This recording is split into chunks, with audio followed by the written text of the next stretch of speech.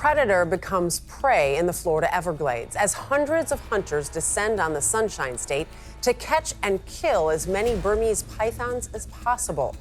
Well, finding a Burmese python in your backyard sounds like a bad dream. It really is. Yes, but it does. may be closer to reality than you think. Imagine a place where 99% of the animals have simply vanished into thin air. That is not a horror movie plot. It is the reality of the Florida Everglades today. A silent invader has been slithering through the shadows, and it is bigger than anything we ever expected. The crazy part is that we only saw the full extent of the damage after the fire started. The flames stripped away the mask of the swamp and revealed an army of predators waiting in the dark. You are about to see the terrifying truth hidden in the grass. Get ready. Monsters in the ash. The air in the Everglades does not just feel hot on a normal day. It feels heavy like a wet blanket that sticks to your skin the moment you step outside. But on one particular morning in December 2025, the heat is coming from something much more intense than the sun. A crew from the Florida Forest Service is moving slowly along the edge of a sawgrass prairie. They are carrying drip torches, which are metal canisters that drip a flaming mix of diesel and gasoline onto the dry brush. They are not trying to stop a fire today. They are starting one. In just a few minutes, the peaceful marsh transforms into an orange wall of heat. The sound is like 10,000 pieces of paper crumpling at once, a loud crackle that drowns out the buzzing insects. Smoke billows up and turns the blue Florida sky into a hazy gray ceiling. To anyone watching from the road, this looks like total destruction. It looks like a disaster happening in real time. But here is the catch. This is actually medicine for the land. For thousands of years, this ground burned naturally when lightning would strike the grass. The fire would clear out the old dead brush and recycle nutrients back into the dirt. It kept the trees from taking over the grassy rivers. Basically, the Everglades was built to burn. But lately, these fires have taken on a new and much darker purpose. They have become a weapon in a war against a ghost. As the firewall moves forward, pushed by a steady wind, the ground in front of it starts to come alive. You see the usual suspects first. Grasshoppers jump frantically to escape the heat. Birds swoop down to catch fleeing insects in the smoke. Small marsh rabbits scurry for any cover they can find. But then you see a motion that makes the hair on the back of your neck stand up. It is a slow and heavy movement that pushes the grass aside like a bulldozer. A Burmese python, easily 10 feet long, is forced out of its hiding spot. For the first time in its life, it cannot rely on its camouflage. The intricate pattern on its skin, which usually makes it look like shadows on the water, is totally useless against a backdrop of charred black earth and bright orange flames. The snake is exposed for the world to see. In April 2025, during a burn in Palm Beach County, land managers saw this happen over and over again. They watched as the fire stripped away the cover, and suddenly the ground seemed to be moving with snakes. It was a moment that confirmed the worst fears of every scientist in the state. The infestation was not just bad, it was everywhere. You have to understand the scale of this. We are talking about thousands of acres of land. When the grass is high, you could hide a school bus in there, and nobody would ever find it. Now, imagine trying to find a snake that does not want to be found. It is impossible. But fire changes the physics of the hunt. Imagine a place where 99% of the animals have simply vanished into thin air. That is not a horror movie plot. It is the reality of the Florida Everglades today. A silent invader has been slithering through the shadows, and it is bigger than anything we ever expected. Reports from the field are startling. In one instance, a hunter watched as the smoke cleared to reveal a 12-footer trying to make a run for a nearby canal. In another case, the heat flushed out a female that had been sitting on a nest, revealing a clutch of eggs that would have turned into 50 new predators by the summer. This is the reality of the burn. It is violent, it is loud, and it is incredibly effective.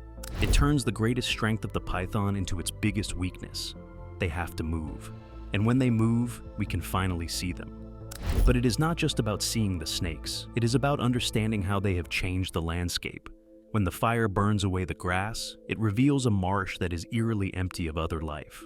The raccoons are gone, the foxes are missing, the opossums have vanished. The fire exposes the pythons, yes, but it also exposes a crime scene. It shows us a world where the only thing left alive is the monster. The flames crackle and pop, consuming the dry fuel. The heat is intense enough to singe your eyebrows if you get too close. But the crews watching the line are not looking at the fire. They are scanning the ground just ahead of it, waiting for the glint of scales. They are waiting for the monsters to run. The fire reveals what the darkness hides. And in the Everglades, the darkness is hiding an entire army. But before we can fight the monsters of today, we have to look back at the mistake that started this whole mess: the ghost invasion. To understand why we have to burn the swamp, we have to look at how we lost it in the first place. It is not that simple, though. This did not happen overnight. It was a slow and creeping disaster that started with good intentions and ended with a total nightmare. It all goes back to the pet trade. In the 1980s and 90s, Miami was the capital of exotic pets. People wanted something cool and something dangerous to show off to their friends. They bought baby Burmese pythons. At 20 inches long, these snakes are actually kind of cute. They curl around your arm and are easy to manage. But here's the thing about pythons: they never stop growing. That cute baby snake turns into a 6-foot snake in just 1 year. Then it hits 8 feet, then 10 feet. Suddenly you have a predator the size of a telephone pole living in a glass tank in your living room. It eats rabbits and looks at your pet cat with hungry eyes. And get this, it costs a small fortune to keep it fed. So, what did people do? They drove out to the edge of the swamp, opened the tank, and let them go. They thought they were giving the animal a chance at freedom. They did not realize they were releasing a biological weapon into the wild. Then came Hurricane Andrew in 1992. This was the turning point. The storm smashed into South Florida like a bomb. It leveled breeding facilities, pet shops, and zoos. Untold numbers of pythons were thrown into the wild all at once. It was a mass breakout, and the Everglades was the perfect hideout. It is warm, it is wet, and it was basically an all-you-can-eat buffet. The pythons found a paradise. They had no natural predators here. Nothing in Florida evolved to eat a 20-foot constrictor. The alligators put up a fight, sure, but a full-grown python can actually eat an alligator. We have seen the photos of the aftermath, where a python burst open trying to swallow a gator whole. It is a clash of titans, but the snakes have the numbers on their side. For years, nobody even noticed they were there. That is the truly scary part. The invasion was silent. Pythons are ambush predators. They do not chase you down, they just wait. They curl up in the water and can hold their breath for 30 minutes at a time. They blend into the roots and the mud perfectly. They are ghosts. By the time we realized there was a problem, it was already too late. The statistics are the kind that make scientists lose sleep at night. In some areas of the Everglades, the population of marsh rabbits has dropped by 99%. Think about that number for a second. 99% are just gone. Raccoons dropped by 99% too. Opossums are down 99%. Bobcat numbers are crashing. The swamp used to be incredibly noisy. If you went out there 20 years ago, you would hear rustling in every bush. You would see eyes reflecting in your flashlight beam everywhere you looked. Now, in the core python areas, it is completely silent. The only thing you hear is the wind and the mosquitoes. The mammals are gone. They have all been eaten by the snakes. The python is a super predator that creates a total collapse of the food web. It eats the prey that the native predators need to survive. So, the Florida panther, which is already endangered, has nothing to eat because the snakes got to the deer first. It is a domino effect, and the blocks are falling fast. And the crazy part is how they breed. A single female can lay up to 100 eggs a year. 100. Even if only a small fraction of those babies survive, the population explodes. We are not dealing with a slow increase. We are dealing with an exponential takeover. Models now estimate there could be anywhere from tens of thousands to over 100,000 pythons out there. But nobody knows for sure, because for every one snake we see, there are 100 more that we do not. They have conquered the swamps and are moving into the mangroves. They have even been found swimming in the ocean, crossing from island to island in the Florida Keys. They are adaptable and they are hungry. This is why the burns are so critical to our survival.